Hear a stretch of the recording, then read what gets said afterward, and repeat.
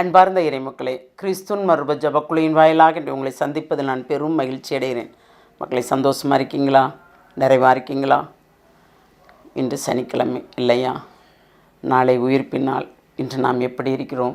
எந்த நிலையில் இருக்கிறோம்? அவரை அடக்கத்திற்கு நாம் மரித்தோமா? நம் பாவங்களினால் இருந்தோமே, அந்த பாவங்கள் அனைத்து மறிக்கப்பட்டதா? எடுத்து அப்புறப்படுத்தப்பட்டதா? சிந்தித்தோமா? இன்று அவர் நமக்கு என்ன இறைவார்த்தை தருகிறார் பார்ப்போமா?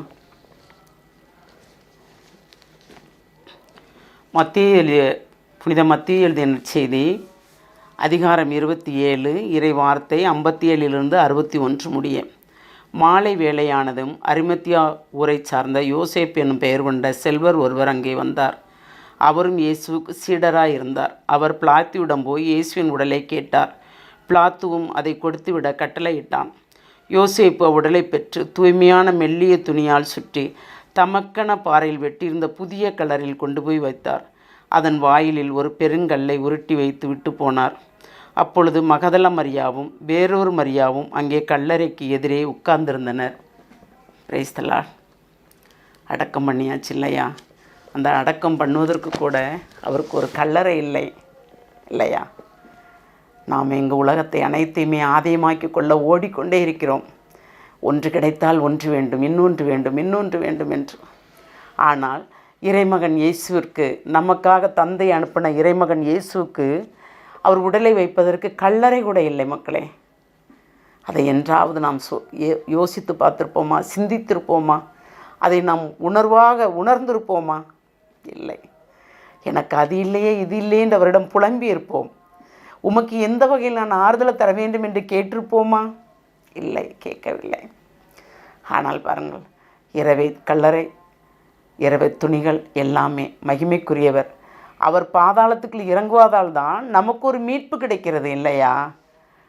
பாதாளத்தின் வாயில்கள் திறக்கப்படும் போது தான் நன்மை தீமைகள் அனைத்தையும் அறியப்படுகிறது. நாம் எப்படி இருக்கிறோம்? எந்த நிலையில் இருக்கிறோம்? எல்லாம் இருந்தும் இல்லாமல் இருக்கிறோமா? ஒன்றுமே இல்லாமல் இருந்து இருப்பது போல் இருக்கிறோமா? எந்த நிலையில் இருக்கிறோம்? இறைவனோடு இணைந்து நடக்கிறோமா? சிந்தித்திருக்கிறோமா என்றாவது ஒரு நாள் சிந்திப்போம் மக்களே.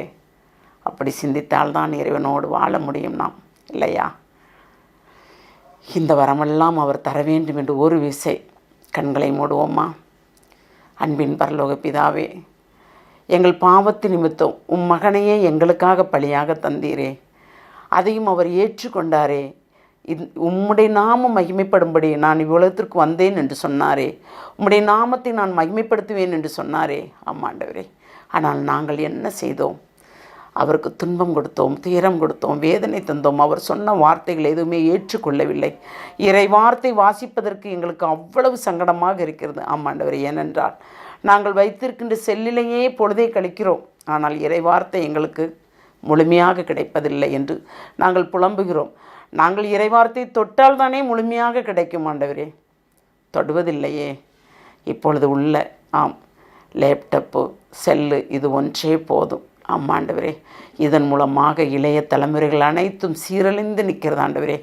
அனைத்தையும் இன்று கல்லறையோடு சேர்த்து புதைப்பதற்கு வரம் தர வேண்டும் என்று உம்மை இறைஞ்சி மன்றாடுகிறோம். எங்கள் ஜெபங்கேக்கும் நல்ல பிதாவே. ஆமேன், ஆமேன், ஆமேன்.